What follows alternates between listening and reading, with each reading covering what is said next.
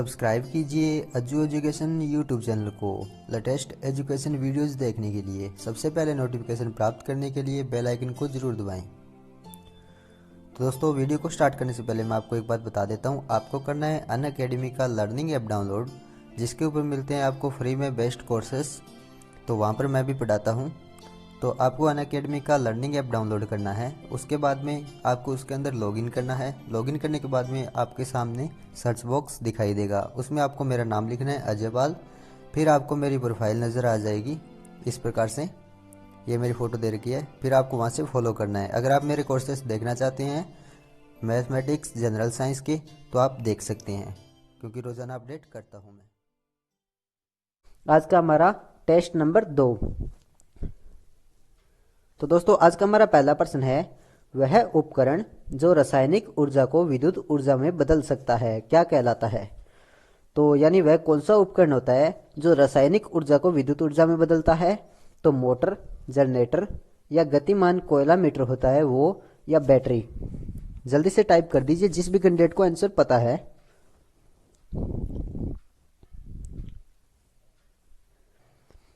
यानी वह कौन सा जो उपकरण होता है रासायनिक ऊर्जा को विद्युत ऊर्जा में बदलता है।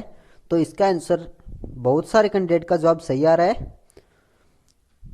तो दोस्तों, इसका आंसर हो जाएगा डी, यानी बैटरी। यानी बैटरी एक ऐसा उपकरण होता है जो रासायनिक ऊर्जा को विद्युत ऊर्जा में बदलता है और फिर विद्युत ऊर्जा को हम उपयोग में ले सकते हैं। चलिए दोस्तों, अगला हमारा प्रश्न है नंबर 2।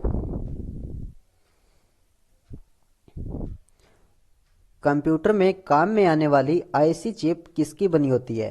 यह मोस्ट इंपॉर्टेंट प्रश्न है, बहुत बार एग्जामों में पूछा जाता है। यानी कंप्यूटर में जो आईसी लगी होती है, आईसी चिप बोलते हैं हम उसको, तो वो किसकी बनी होती है। तांबे की, सिलिकॉन की, स्टील की या प्लास्टिक की। जल्दी से टाइप करके बता दीजिए जिस भी कैंडिडेट को आंसर पता है। बहुत सारे कैंडिडेट का जवाब बिल्कुल सही आ रहा है। तो दोस्तों, साथ साथ में मैं इन क्वेश्चनों के आंसर नीचे कमेंट बॉक्स में टाइप कर रहा हूं, आप वहां से देख लीजिए। हाँ, तो 2 नंबर का आंसर होगा दोस्तों सिलिकॉन। यानी यह एक अर्धचालक होता है और इसके साथ दूसरा चालक भी होता है अर्धचालक, सिलिकॉन और जर्मेनियम। ये दोनों एक अर्धचालक होते हैं जिनसे छोटे पुर्जे बनाए जाते हैं, इलेक्ट्रिकल पुर्जे होते हैं। तो जो कंप्यूटर में काम में आने वाली आईसी चिप होती है वो सिलिकॉन की बनी होती है। बी आंसर सही है। अगला हमारा प्रश्न है दोस्तों 3 नंबर। ये बहुत ही ज्यादा इंपॉर्टेंट प्रश्न है, जिस भी कैंडिडेट को पता है जल्दी से टाइप कर दीजिए। यानी एक 100 वाट का बिजली का बल्ब 10 घंटे जलता है, तो 5 रुपए प्रति यूनिट बिजली की दर से बल्ब का कितना खर्चा होगा। जल्दी से टाइप करके बता दीजिए। यानी एक 100 वाट का बिजली का बल्ब है, वो सिर्फ 10 घंटे जलता है और 5 रुपए 1 यूनिट की दर है, तो कितने रुपए बिजली का खर्चा आएगा 10 घंटे अगर हम एक बल्ब को जलाते हैं। तो कुछ कैंडिडेट्स का जवाब गलत आ रहा है।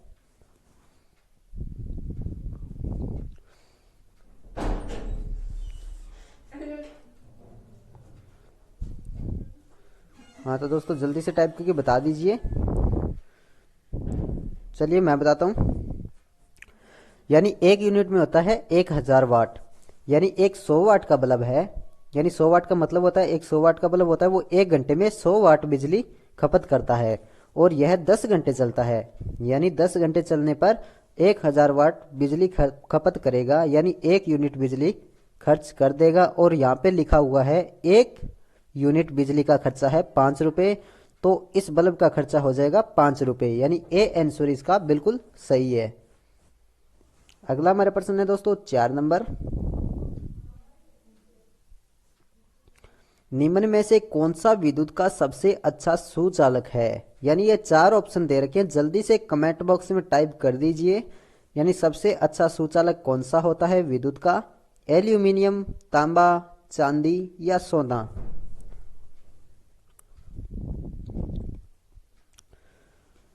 तो बहुत सारे कैंडिडेट्स का जवाब बिल्कुल सही आ रहा है। तो दोस्तों इसका आंसर हो जाएगा सी, चांदी। यानी चांदी होता है वो सबसे अच्छा सुचालक होता है विद्युत का, और इसका उपयोग कम किया जाता है क्योंकि यह महंगा होता है। इसी वजह से इसकी जगह पे ज़्यादातर तांबे का उपयोग किया जाता है, यानी चांदी के बाद में तांबा ही है जो सबसे अच्छा विद्युत का सुचालक है, दूसरे नंबर पे। अगला हमारा प्रश्न है दोस्तों 5 नंबर।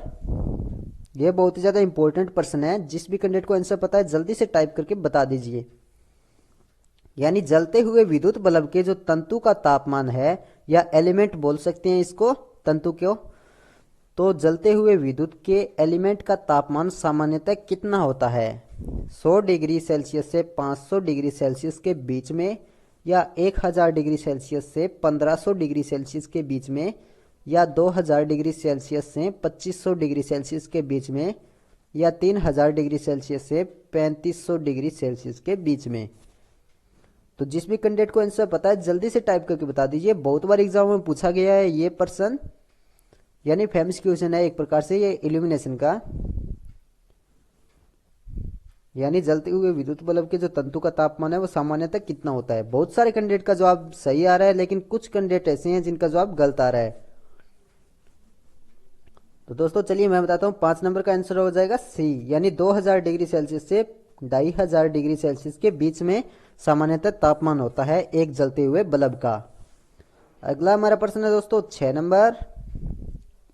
ये बहुत ही ज्यादा इंपॉर्टेंट प्रश्न है, आपको जल्दी से आंसर टाइप कर दीजिए जिस भी कैंडिडेट को आंसर पता है, और ज्यादा सोचने की जरूरत भी नहीं है इस क्वेश्चन में, बिल्कुल सिंपल सा क्वेश्चन है। यानी यदि 60 वाट का बल्ब प्रतिदिन 5 घंटे प्रयोग में लिया जाए तो 30 दिन में कितने यूनिट बिजली खर्च होगी। यानी एक 60 वाट का बल्ब है, रोजाना हम उसको 5 घंटे जलाते हैं, तो 30 दिन में कितने यूनिट खर्च होगी, जल्दी से बता दीजिए। 12 यूनिट, 9 यूनिट, 6 यूनिट, या 3 यूनिट। जल्दी से टाइप करके बता दीजिए। तो कुछ कैंडिडेट्स का जवाब गलत आ रहा है।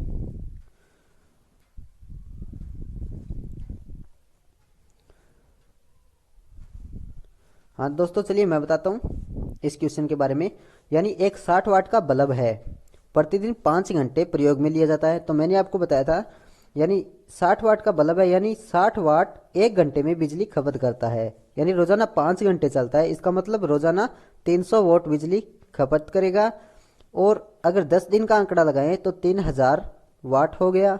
अगर 30 दिन के बारे में पूछा गया है तो 3000 को 3 से गुना कर देंगे, यानी 9000 वाट एक महीने में बिजली खपत करेगा।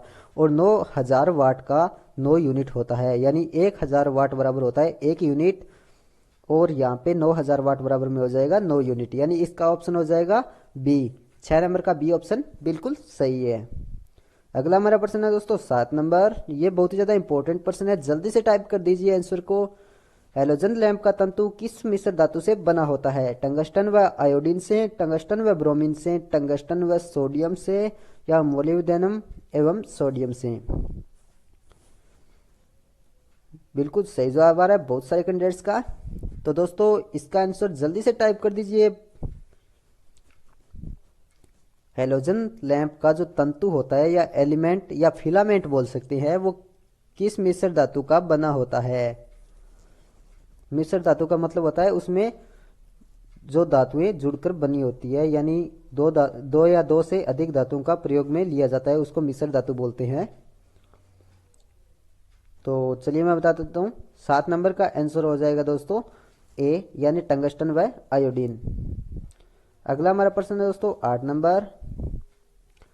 प्रत्यावर्ती धारा किसके लिए प्रयुक्त नहीं है? यानी जो प्रत्यावर्ती धारा होती है, या अल्टरनेटिंग करंट, या एसी विद्युत धारा किसके लिए प्रयुक्त नहीं है? स्टोरेज बैटरी को चार्ज करने हेतु, इलेक्ट्रिक मोटर चलाने हेतु, विद्युत शक्ति संचालन हेतु, या इलेक्ट्रिक टोस्टर को गर्म करने हेतु।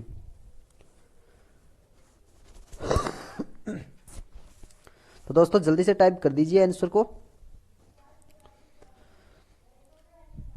8 नंबर का आंसर जल्दी से टाइप कर दीजिए, बहुत सारे कैंडिडेट्स का बिल्कुल सही जवाब आ रहा है।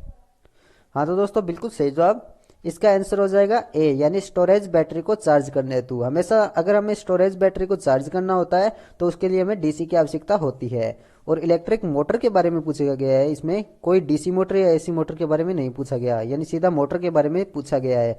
इसका मतलब मोटर तो एसी से भी चल सकती है, डीसी से भी चल सकती है। अगला है विद्युत शक्ति संचालन हेतु। विद्युत शक्ति संचालन के लिए एसी काम में ली जाती है।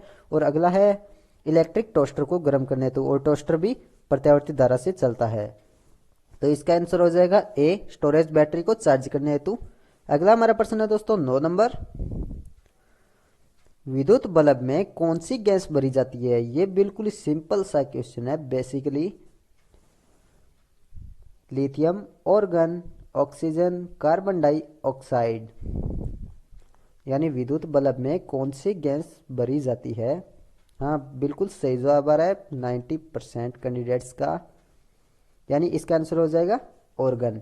यानी बल्ब के अंदर हमेशा आर्गन गैस भरी जाती है और जो फिलामेंट होता है वो टंगस्टन धातु का बना होता है। अगला हमारा प्रश्न है दोस्तों 10 नंबर, जल्दी से टाइप कर दीजिए जिस भी कैंडिडेट को आंसर पता है। निम्न में से वह कौन सा उपकरण है जो दिष्ट धारा को प्रत्यावर्ती धारा में बदलता है? तो दोस्तों ये क्वेश्चन वैसे उल्टा है। प्रत्यावर्ती धारा को दिष्ट धारा में बदलने के लिए डायोड काम में लिए जाते हैं। तो इसमें उल्टा पूछा गया है, दिष्ट धारा को अगर हमें प्रत्यावर्ती धारा में बदलना हो तो उसके लिए किस चीज की जरूरत पड़ती है? जनरेटर की, विद्युत मीटर की, इन्वर्टर की, या इनमें से कोई नहीं? हाँ, तो बिल्कुल सही जवाब आ रहा है बहुत सारे कैंडिडेट्स का। 10 नंबर का आंसर हो जाएगा सी, इन्वर्टर का। यानी इन्वर्टर होता है जो दिष्ट धारा को प्रत्यावर्ती धारा में बदलता है, जिसका प्रचलन बहुत ज्यादा हो गया है आजकल। अगला हमारा प्रश्न है दोस्तों 11 नंबर, रेफ्रिजरेटर में किसका उपयोग किया जाता है? यानी जो रेफ्रिजरेटर होता है या फ्रीज बोल सकते हैं इसको, तो उसमें कौन सी गैस भरी होती है या किसका प्रयोग किया जाता है? नियॉन गैस का, ऑर्गन गैस का, फ्रीऑन गैस का, या ओजोन गैस का? तो दोस्तों जल्दी से टाइप कर दीजिए जिस भी कैंडिडेट को आंसर पता है। यानी जो रेफ्रिजरेटर होता है उसमें कौन सी गैस भरी जाती है? Neon gas, organ gas, freon gas, या ओजोन का? हाँ दोस्तों, बिल्कुल सही जवाब आ रहा है बहुत सारे कैंडिडेट्स का। तो इसका आंसर हो जाएगा फ्रीऑन गैस। ये बहुत बार एग्जाम में पूछा जाता है, एक प्रकार से साइंस के चैप्टर में भी आया हुआ है ये क्वेश्चन। यानी जो रेफ्रिजरेटर होता है उसमें फ्रीऑन गैस भरी जाती है। ये कई बार साइंस में भी पूछा जाता है क्वेश्चन। अगला हमारा प्रश्न दोस्तों 12 नंबर, निम्न में से कौन सी एक धातु नहीं है? यानी ये 4 ऑप्शन दे रखे हैं, इनमें से कौन सी है वो धातु नहीं है? लोहा, तांबा, सल्फर, या जिंक? कौन सी एक धातु नहीं है? बाकी धातुएं हैं। जल्दी से टाइप कर दीजिए जिस भी कैंडिडेट को आंसर पता है। हाँ, तो बिल्कुल सही जवाब आ रहा है बहुत सारे कैंडिडेट्स का। तो दोस्तों अगर आपको यह वीडियो अच्छा लग रहा है तो प्लीज़ इस वीडियो को लाइक ज़रूर करें और साथ में कमेंट करके ज़रूर बताना आपको ये टेस्ट कैसा लग रहा है। वैसे ये बेसिकली है सभी के सभी क्वेश्चन नॉर्मल। हाँ, तो बिल्कुल सही जवाब। तो दोस्तों इसका आंसर हो जाएगा सल्फर। सल्फर एक धातु नहीं है और लोहा, तांबा और जिंक तीनों धातुएं हैं। अगला हमारा प्रश्न है दोस्तों, विद्युत चुंबक कौन सी धातु से बनती है? यानी जो विद्युत चुंबक होती है वो कौन सी धातु से बनाई जाती है? निकेल से, जिंक से, नरम लोहा से, या कांसा से? जल्दी से टाइप कर दीजिए। तो विद्युत चुंबक कौन सी धातु से बनती है? निकेल से, जिंक से, या नरम लोहा से, या कांसा से? तो बहुत सारे कैंडिडेट्स का बिल्कुल सही जवाब आ रहा है। तो दोस्तों इसका आंसर हो जाएगा नरम लोहा से। सी आंसर बिल्कुल सही है। यानी विद्युत चुंबक बनाने के लिए नरम लोहा काम में लिया जाता है। तो इसमें चुंबक के तब तक गुण विद्यमान रहते हैं जब तक इसमें से हम विद्युत धारा प्रवाहित करते हैं और उसके बाद नहीं रहते हैं। अगला हमारा प्रश्न है दोस्तों 14 नंबर, निम्न में से फ्यूज तार का गुण क्या होना चाहिए? यानी एक फ्यूज तार होता है उसका क्या गुण होना चाहिए? उच्च प्रतिरोध, निम्न प्रतिरोध, उच्च द्रवण, ना ज्यादा प्रतिरोध और ना ही बिल्कुल कम प्रतिरोध?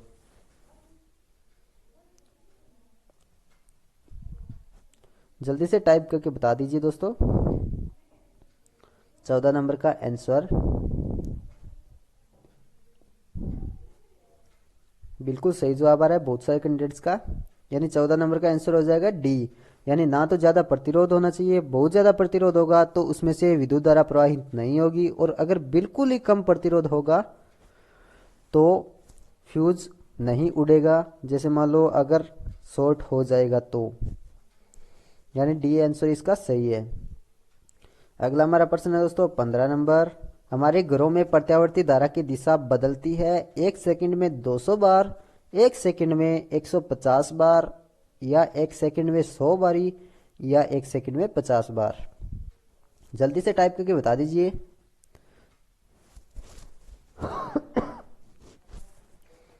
यानी जो हमारे घरों में प्रत्यावर्ती धारा होती है वो 1 सेकंड में कितनी बार बदलती है?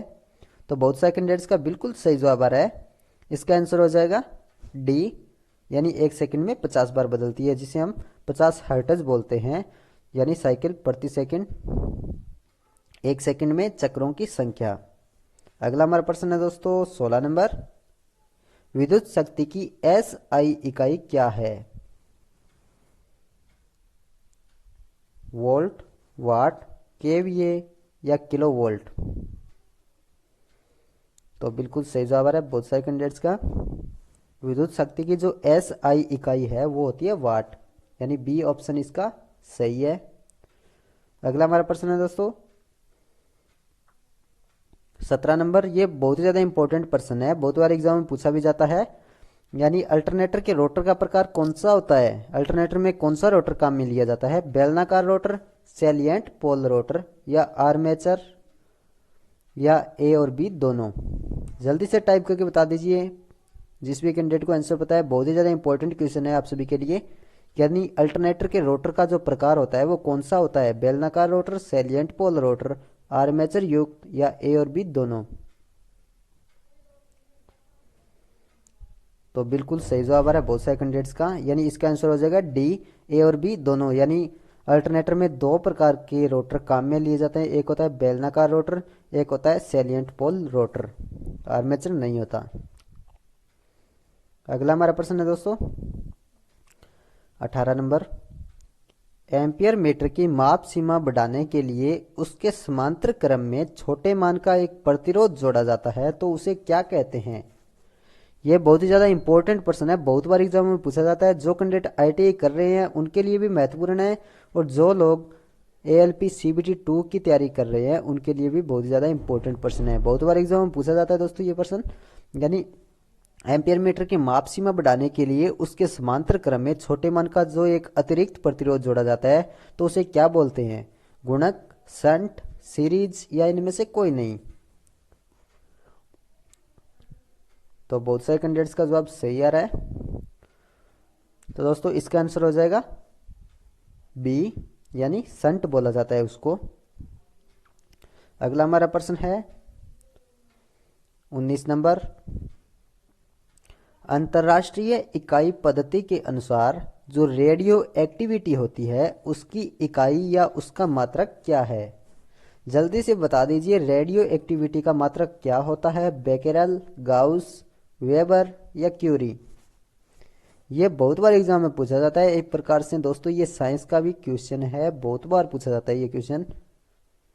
अंतर्राष्ट्रीय इकाई पद्धति के अनुसार रेडियो एक्टिविटी की इकाई क्या है? तो कुछ कैंडिडेट्स का जवाब गलत आ रहा है। चलिए दोस्तों मैं बता देता हूं, ये बहुत ज़्यादा फेमस क्वेश्चन है, बहुत बार एग्जाम में पूछा जाता है। इसका आंसर हो जाएगा ए, यानी बेकेरल। यानी अंतर्राष्ट्रीय इकाई पद्धति के अनुसार जो रेडियो एक्टिविटी है उसका मात्रक या उसकी इकाई बेकेरल होती है। अगला हमारा प्रश्न है दोस्तों 20 नंबर। अवशिष्ट चुंबक को धारण करने की जो शक्ति होती है उसको क्या कहते हैं? अवशिष्ट चुंबक, तो धारणा शक्ति, चुंबकीय शक्ति, या इनमें से कोई नहीं? तो बिल्कुल सही जवाब आ रहा है बहुत सारे कैंडिडेट्स का। अवशिष्ट चुंबक को धारण करने वाली शक्ति को क्या बोलते हैं? जल्दी से टाइप करके बता दीजिए दोस्तों। बिल्कुल सही जवाब। चलिए दोस्तों मैं बता देता हूं इसका आंसर हो जाएगा बी, यानी धारणा शक्ति। यानी जो अवशिष्ट चुंबक होता है, यानी बचा हुआ चुंबक, तो उसको जो धारण करने की जो शक्ति होती है तो उसको बोलते हैं धारणा शक्ति। बी आंसर सही है 20 नंबर का। अगला हमारा प्रश्न दोस्तों 21 नंबर। किसी पदार्थ की विशिष्ट ऊष्मा किस पर निर्भर करती है? ताप पर, विशिष्ट ऊष्मा पर, या पदार्थ की संरचना पर, या उसके घनत्व पर? जल्दी से टाइप करके बता दीजिए जिस भी कैंडिडेट को आंसर पता है। किसी पदार्थ की विशिष्ट ऊष्मा किस पर निर्भर करती है? ताप पर, विशिष्ट ऊष्मा पर, पदार्थ की संरचना पर या घनत्व पर? तो बहुत सारे कैंडिडेट्स का बिल्कुल सही जवाब आ रहा है। तो दोस्तों अगर आपको यह वीडियो अच्छा लग रहा है तो प्लीज़ लाइक और शेयर ज़रूर कीजिएगा। हम आपके लिए अगला टेस्ट लेके आएंगे गुरुवार को शाम 8 बजे से इसी यूट्यूब चैनल अज्जू एजुकेशन पर। अगला हमारा, तो दोस्तों इसका आंसर हो जाएगा सी, पदार्थ की संरचना पर। यानी जो किसी पदार्थ की विशिष्ट ऊष्मा होती है वो पदार्थ की संरचना पर निर्भर करती है, उसकी संरचना किस प्रकार है। अगला हमारा प्रश्न दोस्तों 22 नंबर, इंटरपोल का क्या कार्य होता है?